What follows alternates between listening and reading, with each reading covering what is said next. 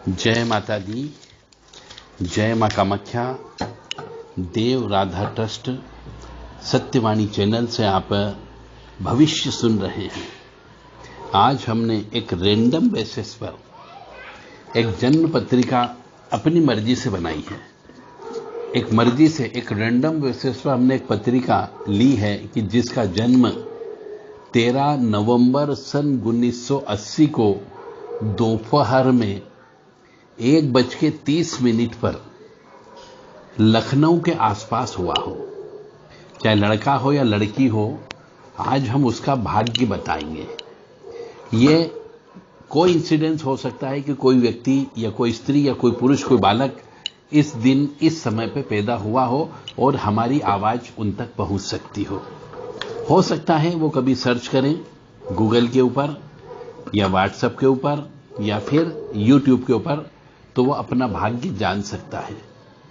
तो उसके भाग्य के बारे में जो हमने एक प्रिडिक्शन लगाया है, ये प्रिडिक्शन आपके सामने प्रस्तुत है। जो पत्रिका, जन्म पत्रिका देखना सीख रहे हैं उनके लिए भी काम की चीज है, और जो सीख चुके हैं परंतु पत्रिका लिखते हैं उनके लिए भी काम की चीज है। और हो सकता है कि इस तारीख को किसी न किसी बालक का तो जन्म अवश्य हुआ ही हुआ होगा, चाहे लड़का हो या लड़की हो।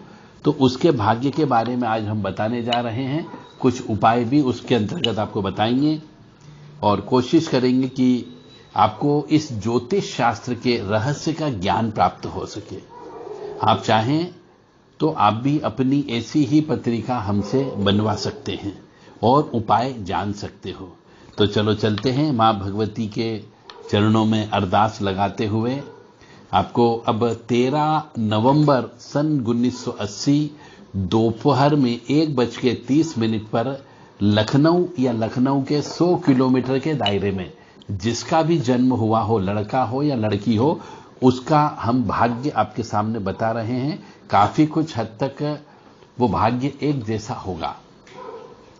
उम्र आज की तारीख में जो हम प्रिडिक्शन कर रहे हैं 12 मार्च 2023 को, तो उम्र 42 वर्ष 3 माह और 29 दिन आज की तारीख में पूरे हो चुके हैं। उत्तराषाढ़ा नक्षत्र में जन्म हुआ है जिसका स्वामी सूर्य है। तो नक्षत्र के स्वामी यानी सूर्य की पूजा ऐसे मनुष्य को ज्यादा से ज्यादा करना है। सूर्य की पूजा करने का मतलब हो गया सूर्य उदय हो उसके पहले उठना है और सूर्यनारायण भगवान को जल चढ़ाना है। गायत्री मंत्र ओम भूर्भुवः स्वः तत्सवितुर्वरेण्यं भर्गो देवस्य धीमहि धियो यो नः प्रचोदयात्, ये गायत्री मंत्र है। इस गायत्री मंत्र की एक माला सूर्य उदय के पहले ब्रह्म मुहूर्त में अवश्य जप करने पर इस दिन जो बच्चा पैदा हुआ है, चाहे लड़का हो या लड़की हो, उसको कुछ हद तक सुख मिल सकता है, बशर्ते कि वो सूर्य उदय के पहले उठे और गायत्री की एक माला जप करे सूर्य की प्रथम किरण के पहले पहले। और सूर्य उदय होने पर सूर्यनारायण भगवान को जल चढ़ाना है, क्योंकि नक्षत्र यदि प्रबल रहा, नक्षत्र स्वामी प्रबल रहा, तो बहुत से कष्ट कम हो जाते हैं। इसलिए सूर्य यानी कि ओम राम ह्रीम रोम स सूर्याय नमः, ओम ह्रीम घृणी सूर्य आदित्य श्रीम ओम, ये 2 मंत्रों में से कोई भी मंत्र बोलते हुए सूर्यनारायण भगवान को जल चढ़ाना चाहिए। क्योंकि इस पत्रिका के में सूर्य जो है नीच का बैठा हुआ है और भाग्य स्थान पर बैठा है, जो कि पिता पुत्र में संबंध अच्छा नहीं बनाता है। यानी यदि पुत्री है, लड़की है इस दिन, तो लड़की और पिता में भी संबंध अच्छा नहीं रहेगा। तो अभी हम एक उदाहरण लेकर के चल रहे हैं कि पिता पुत्र में संबंध अच्छा नहीं होगा, पिता से संबंध अच्छे नहीं होते हैं, पिता से दूर रहना पड़ सकता है। और इस दिन जो बालक उत्पन्न हुआ है उसके बाद से पिता को शारीरिक तकलीफ होना चालू हो गई होगी, ऐसा पत्रिका का बताता है। शुक्ल पक्ष की षष्ठी तिथि को जन्म हुआ है, गुरुवार का दिन था, शूल योग है, कोलव करण है। अब शूल योग का मतलब यहां पे हो गया मनुष्य को जीवन में बहुत संघर्ष देखना पड़ेगा। उसके शरीर में सुई चुभने की संभावना है, एक्सीडेंट होने की संभावना है और बीमार पड़ने की संभावना है, ऑपरेशन होने की संभावना भी है, ऐसा शूल योग बोलता है। कोलव करण के अंदर भी जो बच्चा उत्पन्न होता है उसे भी जीवन में कष्ट भोगना पड़ते हैं, क्योंकि यह भी जीवन में संघर्ष देता है कोलव करण भी। कुंभ लग्न की पत्रिका है जिसका स्वामी शनि है और धनु राशि है, इसका स्वामी गुरु है। यानी कि कुंभ लग्न यानी शनि स्वामी है तो पूरी जिंदगी भर शनि का उतारा करना है।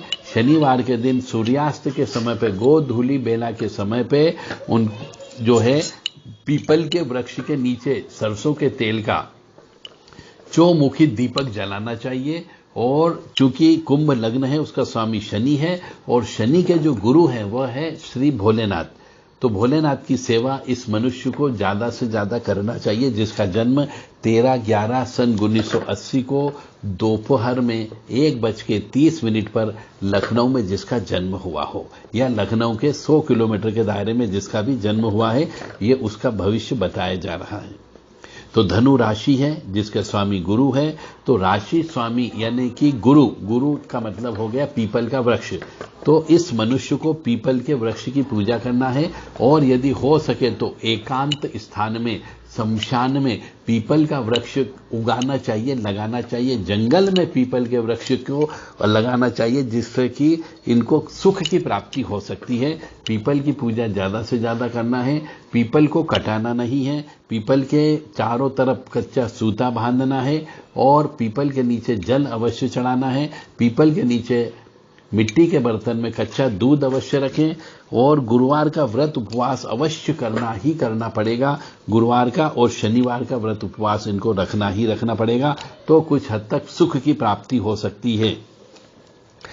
यहाँ पे जो पत्रिका बन रही है यह पत्रिका में काल सर्प योग बना हुआ है और काल सर्प योग जो बना है यह काल सर्प योग भी महापदम नामक काल सर्प योग है। तो महापदम नामक काल सर्प योग जो है शत्रु उत्पन्न करता है, गुप्त शत्रु उत्पन्न करता है और गुप्त शत्रु हमेशा तंत्र विद्या से मारने का काम करते हैं। तो इस मनुष्य को जो व्यक्ति 13/11 सन 1980 को पैदा हुआ है दोपहर में 1:30 पर लखनऊ या लखनऊ के 100 किलोमीटर के दायरे में उत्पन्न हुआ है, उसके गुप्त शत्रु बहुत उत्पन्न होंगे जो इस मनुष्य को तंत्र की विद्या के माध्यम से परेशान करने का काम करेंगे। तंत्र विद्या से लकवा भी लग सकता है। यदि यह मनुष्य सजग नहीं रहा तो इसको लकवे की बीमारी लग सकती है, यानी शमशान से लकवा वीर चल करके आएगा और इसको लकवा लग सकता है। तो ऐसे मनुष्य को अपनी सुरक्षा रखना चाहिए, तंत्रात्मक वस्तुएं साथ में रखना चाहिए जिससे ये अदृश्य शक्तियां परेशान नहीं करें, अन्यथा लकवा लग सकता है, पक्षाघात हो सकता है, नसों की बीमारी हो सकती है और रोग भी लगेंगे। अनेक प्रकार के रोग लगने की संभावना है। रोगों को ठीक करने के लिए अनेक प्रकार से व्यय भी करना पड़ेगा। जीवन में धन की बचत नहीं हो पाएगी, मानसिक कष्ट भी मिलेगा और आर्थिक कष्ट भी प्राप्त होगा। ये महापदम नामक कालसर्प योग कहता है। तो ऐसे मनुष्य को नाग महाराज की पूजा ज्यादा से ज्यादा करना चाहिए। शुक्ल पक्ष की जो पंचमी तिथि प्रत्येक माह में आती है उसके दिन भी व्रत उपवास रखना चाहिए और नाग महाराज की पूजा करना चाहिए। क्योंकि यहाँ पे धनु राशि है, उसका स्वामी गुरु है और सबसे बड़ी बात है यहाँ पे कि महापदम नामक कालसर्प योग है। तो ऐसे मनुष्य को श्री हरि विष्णु जी की पूजा भी करना चाहिए। रोजाना विष्णु सहस्त्र नाम का पाठ कम से कम 5 बार अवश्य सुनना चाहिए या फिर खुद पाठ कर सके तो बहुत अच्छी बात होगी। जो भी पूजा पाठ करे उसके अंदर शुद्ध घी का ही प्रयोग करना चाहिए। केवल शनि की पूजा के लिए सरसों के तेल का प्रयोग कर सकते हैं। तो कालसर्प योग की शांति भी नासिक में या फिर उज्जैन में जो ज्योतिर्लिंग है दोनों जगह में से किसी भी जगह आकर के आपको कालसर्प दोष की शांति कराना ही कराना पड़ेगी, अन्यथा जीवन में कष्ट की प्राप्ति तो होगी ही होगी, कोई रोक नहीं सकता है। नाग महाराज की पूजा पाठ करना है। आपको चांदी के नाग नागिन का जोड़ा बना करके घर के अंदर प्राण प्रतिष्ठा करा करके रोजाना उनकी पूजन अर्चन करना है कालसर्प योग की शांति के लिए। उनका दूध से अभिषेक करना है। शिव जी का भोलेनाथ का भी अभिषेक आपको करना ही करना पड़ेगा, यानी कि साल में 5-7 बार आपको रुद्र अभिषेक कराना है। ये ध्यान अवश्य रखें, अन्यथा कष्ट कम नहीं होंगे। केतु 12वें भाव में बैठा हुआ है जो मोक्ष प्रदान करता है। तो जिस मनुष्य को मोक्ष की प्राप्ति इस जन्म में होने वाली है, मरणोपरांत उसे जीवन में भयंकर कष्ट भोगना पड़ते हैं। तरह तरह के कष्ट भोगना पड़ते हैं। धन की कमी भी अवश्य बनी रहती है और यहां तक कि मोक्ष उन्हीं व्यक्तियों को मिलता है जिनके यहां लड़का उत्पन्न नहीं होता है। तो लड़का उत्पन्न होने की संभावना भी यहां पे कम जताई जा रही है। यह उत्पन्न हो गया तो लड़के का सुख नहीं मिल पाएगा, लड़के से सेवा नहीं करा पाएंगे। तो इस काम के लिए भी आपको कालसर्प दोष की शांति कराना होगी। केतु के 5 लाख जप कराना चाहिए और दशांश हवन कराना चाहिए। अष्टम भाव में शुक्र, शनि और गुरु कन्या राशि के बैठे हुए हैं, तो ये शुक्र, शनि और गुरु सब खराब हो गए हैं, तीनों ग्रह खराब हो गए हैं, क्योंकि छठा अष्टम भाव जो है, अष्टम भाव ये शमशान का भाग कहलाता है, शमशान का भाव है। तो ये गुरु भी शमशान में बैठ गया, शनि भी शमशान में बैठ गया, शुक्र भी शमशान में बैठ गया है। तो तीनों ग्रह अदृश्य शक्तियां से आपको नुकसान पहुंचाने की संभावना बनती है। ईश्वर में विश्वास अवश्य रखना पड़ेगा, भगवान का पूजन अर्चन करना ही करना पड़ेगा। वर्ष में एक बार श्रीमद् भागवत कथा महापुराण या तो खुद पाठ करें या किसी पंडित से अवश्य पाठ अवश्य कराएं, तो सुख की प्राप्ति हो सकती है। ये बीच बीच में जो हम आपको उपाय बता रहे हैं, ये उपाय भी अत्यंत आवश्यक है। 13 नवंबर सन 1980 को दिन में 1:30 पर लखनऊ या लखनऊ के 100 किलोमीटर के दायरे में जिसका भी जन्म हुआ हो उसके बारे में हम भविष्य बता रहे हैं।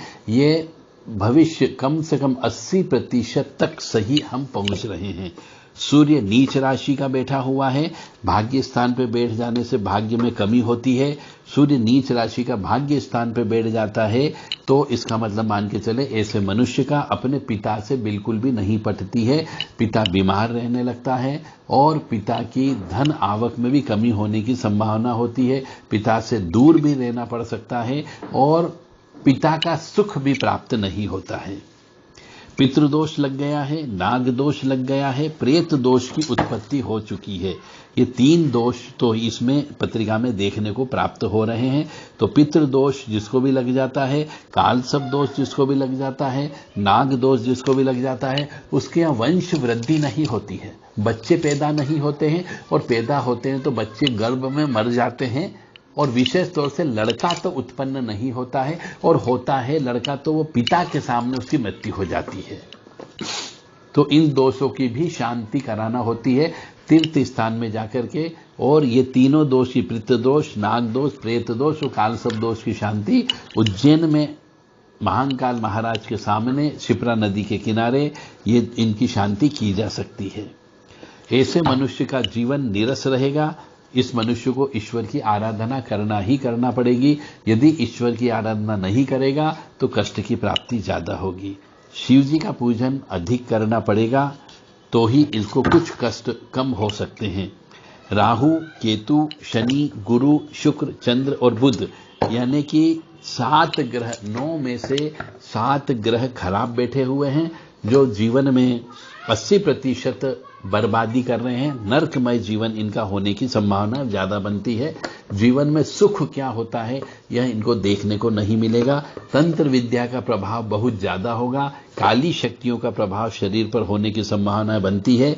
इसीलिए काली मां और भैरव जी और हनुमान जी की पूजा तो करना ही करना पड़ेगी। यानी कि अब यहां पर यह आ रहा है कि भैरव जी की उपासना करना है, काली मां की उपासना करना है, हनुमान जी की उपासना करना है, रुद्राभिषेक की मतलब शिव जी की उपासना भी करना है। और चूंकि धनु राशि है, स्वामी गुरु है, तो श्री हरि विष्णु जी की भी पूजा करना होगी। यानी कि अपना जीवन में से 40% समय यदि धर्म कर्म में निकाल देंगे, किसी मंदिर में सेवा करने लगेंगे तो कुछ हद तक सुख की प्राप्ति हो सकती है। अन्यथा इनका जीवन जो है नरक बताया जा रहा है। यानी तंत्र विद्या भयंकर रूप से होने की संभावना होती है। राहु इनका जो है इस पत्रिका के अनुसार 6ठे भाव में बैठा है कर्क राशि का, तो रोग उत्पन्न करेगा, ये शत्रु उत्पन्न करेगा, कोर्ट कचहरी हो सकती है, लड़ाई झगड़ा भी हो सकता है, बिना वजह झंझटे मोल उत्पन्न हो जाएगी, मामा का सुख कमजोर होने की संभावना बनती है। और यदि यह व्यक्ति अपने बुद्धि बल से ही शत्रुओं को हरा सकेगा, शारीरिक रूप से तो शत्रुओं को नहीं हरा पाएगा। और शत्रुओं से इस मनुष्य को बचना पड़ेगा। तंत्र विद्या होने की संभावना यहाँ पे बहुत ज्यादा बताई जा रही है, जिसकी वजह से लकवा हो सकता है, बिस्तर पकड़ सकते हैं। केतु जो है 12वें भाव में बैठा हुआ है, ये मकर राशि का बैठा हुआ है। खर्चा अधिक होगा, परेशानी बढ़ेगी केतु की दशा में, महादशा अंतरदशा में। आध्यात्मिक उन्नति करोगे तो ही यहां पर ये बालक जो है अच्छी उन्नति कर पाएगा, अन्यथा कष्ट होगा। पूर्ण आस्तिक बनकर के इस मनुष्य को रहना होगा, ईश्वर में विश्वास करना होगा, पूजा पाठ में धन खर्च करना होगा, और गुप्त शत्रु अवश्य उत्पन्न होंगे केतु की वजह से, उनकी भी गुप्त शत्रुओं को भी हराना होगा तंत्र मंत्र काला जादू काट करके। और ऐसे मनुष्य को प्रातःकाल जो स्वप्न आएंगे वह सच ही होंगे, क्योंकि शक्ति स्वयं आकर के वो सपने इनको बताएगी। आध्यात्मिक जीवन जीने पर ही इस मनुष्य को सुख मिलेगा, अन्यथा नहीं मिल सकता, जीवन नरक रहेगा। यानी कि ऐसे मनुष्य को विवाह नहीं करना चाहिए, और मनुष्य विवाह नहीं करके ईश्वर की सेवा करता रहेगा तो कष्ट की प्राप्ति कम होगी, अन्यथा कष्ट तो मिलेगा ही मिलेगा। गुरु की महादशा 28 अगस्त 2036 तक चलेगी, जो भयंकर कष्ट की उत्पत्ति देगी, क्योंकि गुरु अष्टम भाव का शमशान में बैठा हुआ है। शमशानी शक्तियों इसके ऊपर लगेगी ही लगेगी। महापदम नामक कालसर्प योग है, जो शत्रु उत्पन्न करेगा, व्यय अधिक कराएगा, जीवन में धन की बचत नहीं होने देगा, मानसिक कष्ट भी प्रदान करेगा, आर्थिक कष्ट भी प्रदान करेगा। इसलिए नाग महाराज की पूजा प्रतिदिन करना होगी, और 9 नाग स्तोत्र का पाठ भी करना होगा। एक माला 9 नाग स्तोत्र के पाठ की करें। ओम अनंतम वासुकिम शेषम पद्मनाभम च कम्बलम शंखपालाय च करकोटकम तक्षकम च कालियम। ये वाला मंत्र की एक माला रोजाना ये मनुष्य जप करता है तो कुछ हद तक नाग महाराज इसको छूट दे सकते हैं। नाग महाराज के नाम से यदि ये शुक्ल पक्ष की पंचमी को हर महीने में हवन करता हो, खोपरा गोला जलाता हो, गोला गरी को जलाता हो, और जटा मासी से हवन करता हो, और शुक्ल पक्ष की पंचमी के दिन पीपल के वृक्ष की विशेष तौर से पूजन अर्चन करता हो, व्रत उपवास रखता है, तो फिर काफी कुछ हद तक कालसर्प दोष का प्रभाव कम हो सकता है। परंतु फिर भी प्रत्येक वर्ष कालसर्प दोष की शांति तो कराना ही कराना पड़ेगी। नाग पंचमी के दिन, या फिर सोमवती अमावस्या के दिन करा सकते हैं, या फिर शनिश्चरी अमावस्या के दिन पूजा पाठ कराना ही कराना पड़ेगी, नाग दोष की शांति के लिए, कालसर्प दोष की शांति के लिए। सूर्य बुध एक साथ बैठा हुआ है भाग्य स्थान में तुला राशि का, यानी यह द्वितीय मार्केश का काम कर रहा है। सूर्य यहां पर नीच का है, पिता का सुख कमजोर करेगा, पिता की आर्थिक स्थिति को खराब करेगा, पिता से अलग भी हो सकते हैं, पिता से विचार नहीं मिलेंगे, विवाह के बाद ही भाग्योदय होगा, पत्नी भी बीमार रह सकती है। बुद्धिमान तथा भाग्यशाली तो हैं, परंतु तंत्र मंत्र की वजह से पुत्र सुख नहीं मिलेगा, ऐसी संभावना जताई जा रही है। स्त्री जो रहेगी हो सकता है वो बच्चे पैदा करने लायक नहीं रहे, बांझ स्त्री से भी विवाह हो सकता है। और यह सब कर्म जो होगा यह सब काला जादू तंत्र मंत्र की वजह से होगा।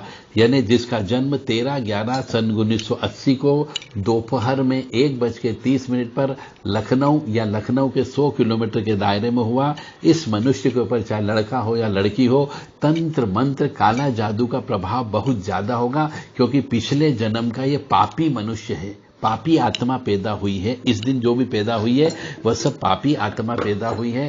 भयंकर कष्ट की उत्पत्ति होने की संभावना है, क्योंकि पिछले जन्म में इस मनुष्य ने तंत्र मंत्र काला जादू करा करके बहुत से गरीब व्यक्तियों को सताया है, अपने गुरु को का कहना भी नहीं माना है, और जो गरीब व्यक्ति थे उन गरीब व्यक्तियों का पैसा भी हड़पा है, और अपनी स्त्री उसके ऊपर भी तंत्र मंत्र काला जादू कराया है।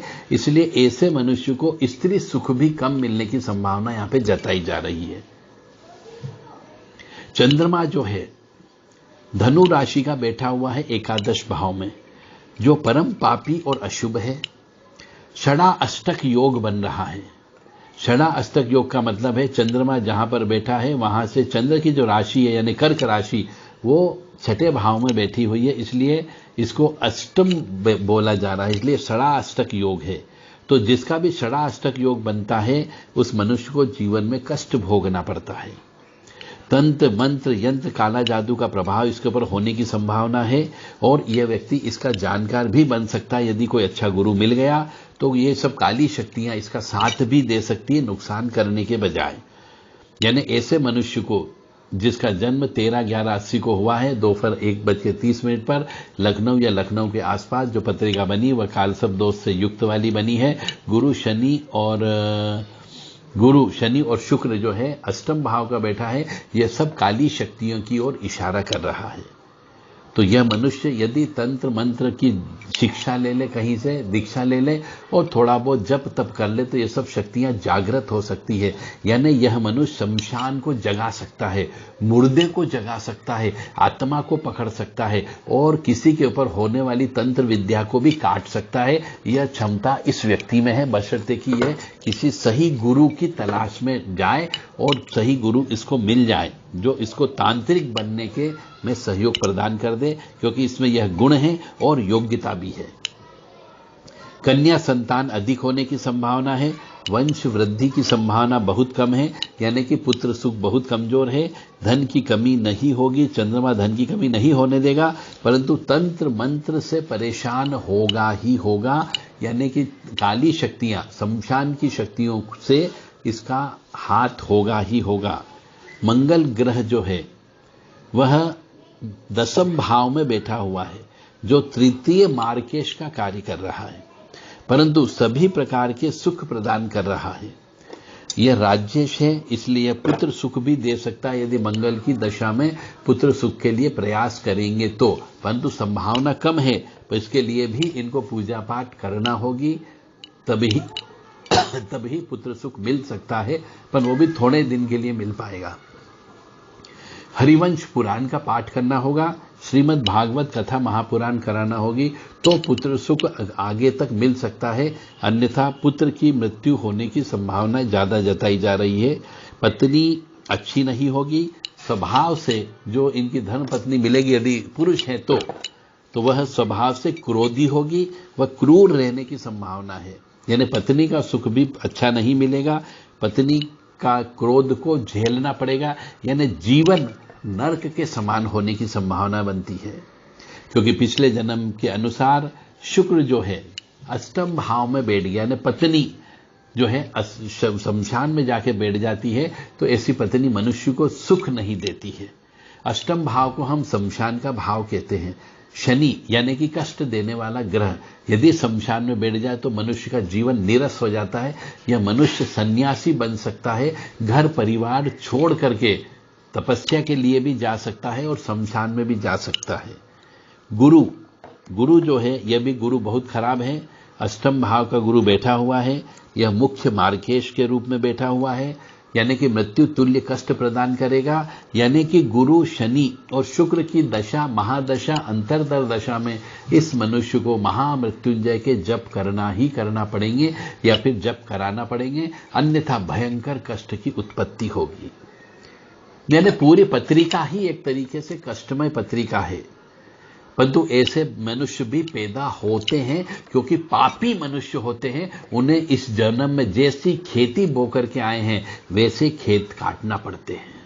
इसलिए कहते हैं कि पाप कर्म मत करो, किसी के ऊपर बेवजह तंत्र मंत्र काला जादू मत कराओ, अन्यथा अगला जन्म में आपको वही जैसा बोया है वैसा ही काटना पड़ेगा। मानो या न मानो यह पूर्णतः सत्य है। तो गुरु भी अष्टम भाव का बैठा है, मुख्य मार्केश है, मृत्यु तुल्य कष्ट प्रदान करेगा, बड़े भाई का सुख भी कमजोर करेगा, धन का नुकसान भी करावेगा। यदि व्यवसाय करते हैं या नौकरी करते हैं तो उसमें फायदा नहीं होने देगा। उधार दिया गया धन हमेशा डूब जाएगा। किसी के लिए यदि कभी गारंटी दे दी तो गारंटी भी डूब जाएगी, यानी पैसा खुद भरना पड़ेगा और कर्जदार भी हो सकता है। यानी कहने का अर्थ यहां पर यह है कि अल्टीमेटली कहीं न कहीं पर परेशानी ही परेशानी मुझे यहां पर दिखाई देती है। मैं पुनः एक बार और बता दूं कि 13/11 सन 1980 को दिन में 1:30 पर जिसका जन्म हुआ हो लखनऊ या लखनऊ के 100 किलोमीटर के दायरे में, उसका हम आज भविष्य बता रहे हैं। जो मनुष्य जन्म पत्रिका बनाना सीख रहा है या सीख चुका है, परंतु पत्रिका का प्रैक्टिस करना हो, तो वह आज हम आपके सामने बता रहे हैं। और कोशिश करें इसको सीखने का कि हमने ऐसी चीज क्यों बोली, किस वजह से बोली, वो आपको बता रहे हैं।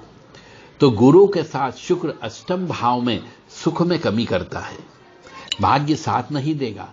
धन प्राप्ति के लिए भी ऐसे मनुष्य को संघर्ष करना पड़ेगा। ऐसे मनुष्य को पीपल की पूजा करना चाहिए और पीपल की परिक्रमा करना चाहिए। पीपल के नीचे जो चींटियां होती हैं उनको कसार डालना चाहिए। परिश्रम का फल नहीं मिलेगा।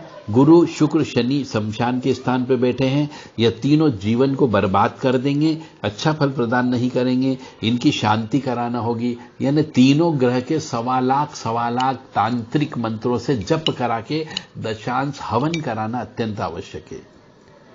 किसी भी परिस्थिति में आपको दशांश हवन तो कराना ही कराना है। बिना हवन किए ग्रह नक्षत्र शांत नहीं होते हैं। और हवन कराने के बाद में मार्जिन भी करना है, तर्पण भी करना है, दान भी करना है, अनाज का दान भी करना है, वस्त्र का दान भी करना है, धातु का दान भी करना है और धार्मिक बन करके रहना है। साथ ही साथ में गुरु अष्टम भाव का, शनि अष्टम भाव का होने की वजह से अंडे का सेवन नहीं करना, शराब का सेवन नहीं करना है, मांस का भक्षण नहीं करना, अन्यथा ये और ज्यादा कष्ट प्रदान करेंगे। पिछले जन्म के कर्म के अनुसार तांत्रिक बाधा शरीर में अवश्य रहेगी, क्योंकि बिना वजह इस मनुष्य ने जो भी उत्पन्न हुआ है, इसने बहुत से मनुष्यों के ऊपर तंत्र विद्या करवाई और उनकी आत्मा को कष्ट दिया है। इसलिए इस जन्म में इसको बहुत कष्ट होगा। प्रेत आत्माएं भी लगी हुई है इसके साथ में। पिछले जन्म में पाप कर्म किया था, स्त्री के द्वारा श्रापित हैं, गरीब व्यक्तियों को रुपया पैसा भी खा करके आए हैं। शुक्र भी नीच राशि का है, सूर्य भी नीच राशि का है, जो कि भौतिकवादी सुख देने वाले होते हैं। दोनों नीच के हो गए हैं, इसलिए भौतिकवादी सुख तो बिल्कुल भी नहीं मिलेगा। मकान का सुख भी मिलने की संभावना यहाँ पे कम जताई जा रही है। यानी शुक्र भी अशुभ है, यानी स्त्री सुख, भौतिक सुख कम मिलने की संभावना बनती है।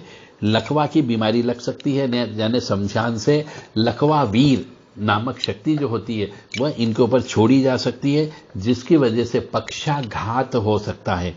तंत्र विद्या से बचाव करना होगा, रक्षा कवच भी धारण करना होगा। धन की कमी रहने की संभावना है।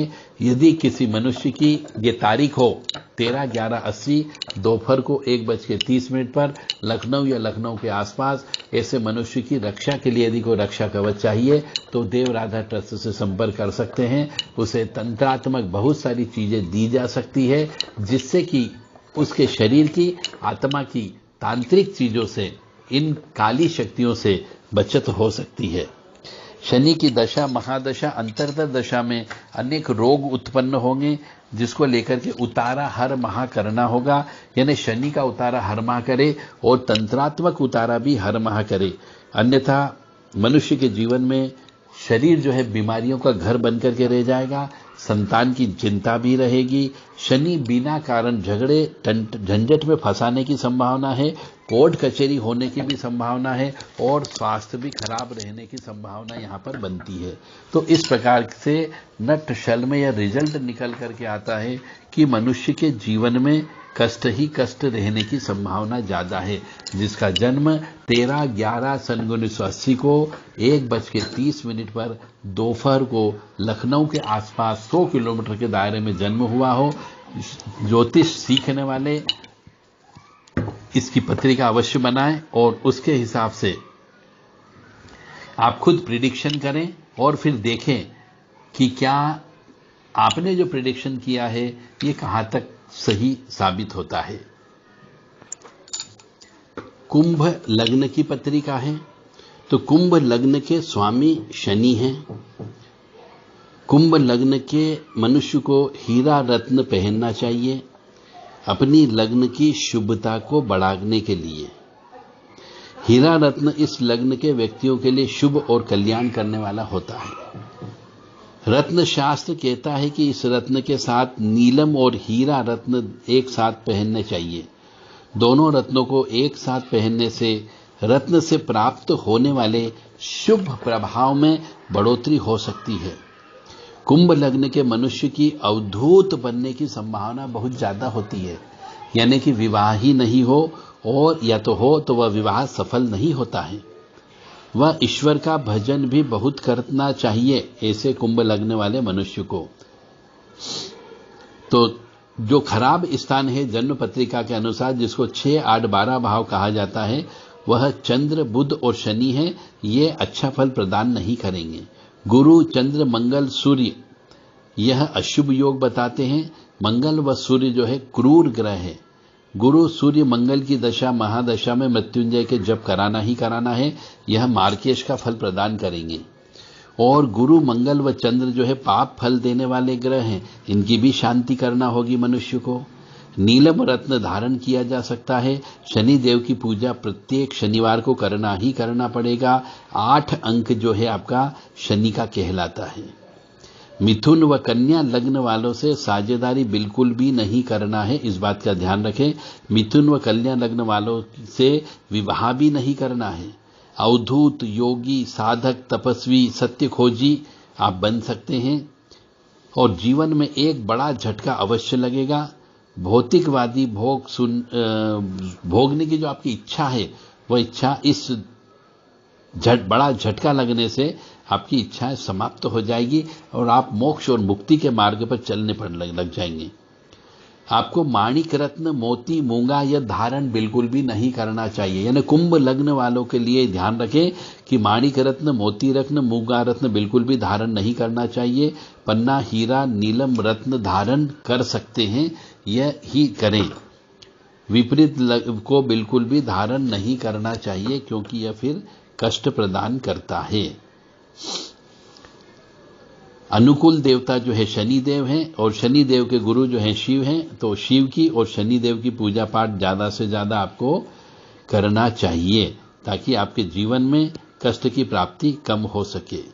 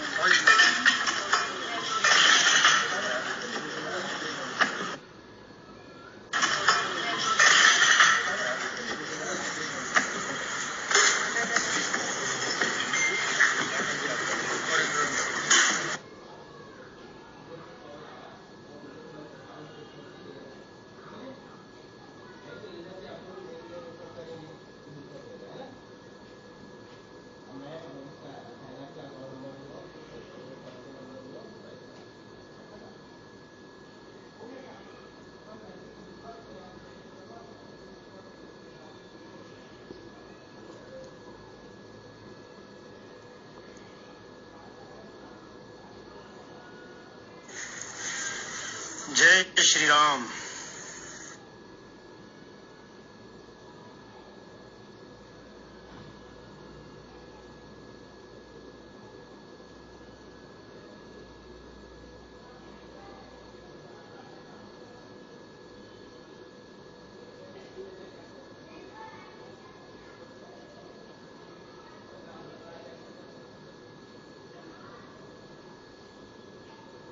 सारी चीजें देखने को मिलते हैं इंडिया के अंदर। लाइक बहुत अलग अलग लैंग्वेजेस, अलग अलग कल्चर्स हैं। अब एक कंट्री में आपको बहुत सारे चीजें, बहुत सारी लैंग्वेजेस, बहुत सारे क्या बोलूँ, कॉस्ट्यूम्स, कुजीन्स।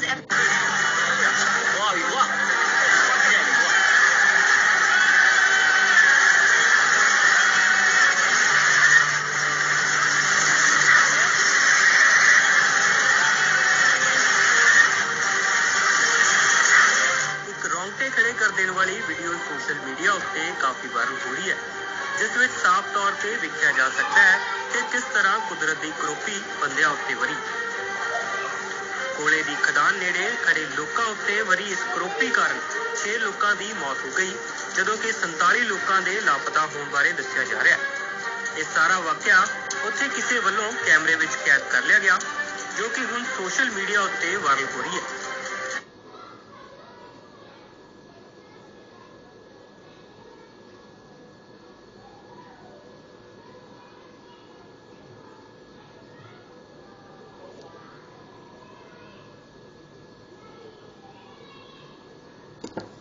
बेटा नाश्ते की तैयारी करो।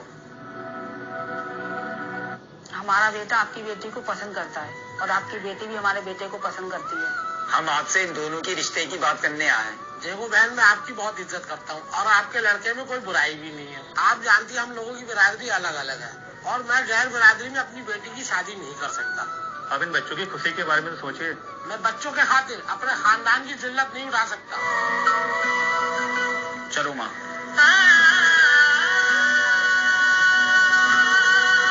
अलीशा, तुम्हारे पापा ने तो हमारे रिश्ते को ठुकरा दिया। चलो हम भाग के शादी कर लेते हैं। नहीं शोएब, मैं इतना बड़ा गुनाह नहीं कर सकती। मैं अपनी मोहब्बत के खातिर अपने बाप की इज्जत को नीलाम नहीं होने दूंगी।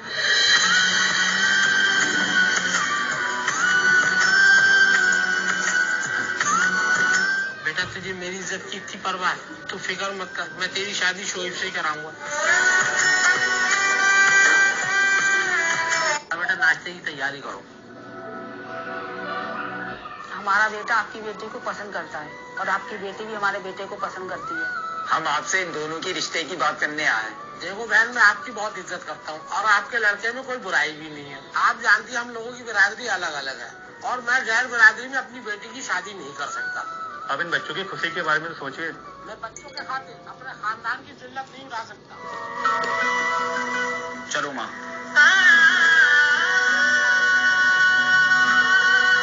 अलीशा, तुम्हारे पापा ने तो हमारे रिश्ते को ठुकरा दिया। चलो हम भाग के शादी कर लेते हैं। नहीं शोएब, मैं इतना बड़ा गुनाह नहीं कर सकती। नमामीश्वरम सच्चिदानंद रूपम लसत कुंडलम गोकुले भ्राज मानम यशोदा भियोलूख लाब्दा।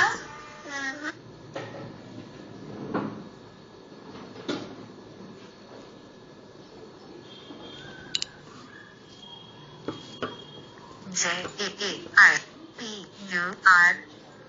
पर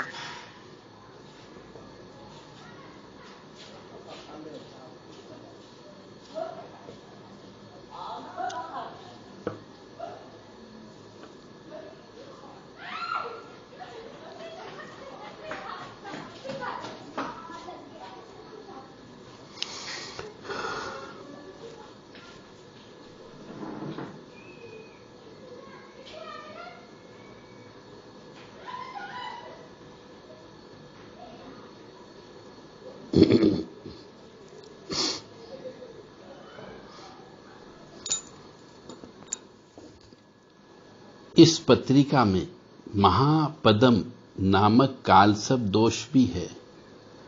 तो जब भी राहु छठे घर में होता है और केतु 12वें घर में होता है, उस समय शेष 7 ग्रह जो भी बचे हुए हैं वह एक ही तरह के गोलार्ध में आ जाते हैं, तब महापदम नामक कालसर्प दोष बनता है। तो यह शत्रुता बढ़ाता है, रोग उत्पन्न करता है और मातृपक्ष का विचार किया जाता है। आखिरी मंजिल व्यय तथा यात्रा का विचार किया जाता है। इस मनुष्य को, व्यक्ति को स्वास्थ्य के प्रति ध्यान रखना पड़ता है, दवाई एवं चिकित्सा सहायता में धन खर्च करना पड़ता है, अचानक धन व्यय की संभावना बनी रहती है और कोर्ट कचहरी होने में फंसने की संभावना भी है, यानी पुलिस थाना भी हो सकता है, उसके लिए भी धन बचा करके रखना पड़ेगा। अधिकतर समय यात्रा में व्यतीत होता है, घरेलू जीवन खराब रहने की संभावना है, कमजोरी और मानसिक निराशा की भावना बढ़ने की संभावना ज्यादा होती है। इस कालसर्प दोष की वजह से मामा की तरफ से सहयोग में कमी आती है और राहु की दशा, अंतरदशा और प्रत्यंतर दशा में मामा को कष्ट उठाना पड़ता है। वृद्धावस्था में भी ऐसे मनुष्य को कष्ट होने की संभावना ज्यादा होती है और ऐसा मनुष्य कठिन से कठिन परिस्थिति भी निकालता है, परंतु कष्ट झेलना पड़ता है। ऐसे मनुष्य को शिव जी का अभिषेक ज्यादा से ज्यादा करना चाहिए, पितरों के नाम से दान धर्म करना चाहिए, कालसर्प दोष की पीड़ा को कम करने के लिए जप तप अनुष्ठान का सहारा लेना चाहिए और श्रावण मास में पूरे महीने में उपवास रखे और नाग महाराज की और शिव जी की पूजन अर्चन ज्यादा से ज्यादा करें। जय माता दी, जय मां कामाख्या। यदि किसी मनुष्य को अपनी जन्म पत्रिका चेक करवाना हो तो देव राधा ट्रस्ट सत्यवाणी चैनल पर व्हाट्सएप के माध्यम से संदेश देकर के पत्रिका को चेक करवा सकता है। उसकी पत्रिका में दोष के साथ साथ उपाय भी बताए जाते हैं और पूरा विस्तृत वर्णन जैसा कि आपने सुना है यह अवश्य बताया जाता है। 9893128047 पर व्हाट्सएप के माध्यम से संपर्क कर सकते हैं।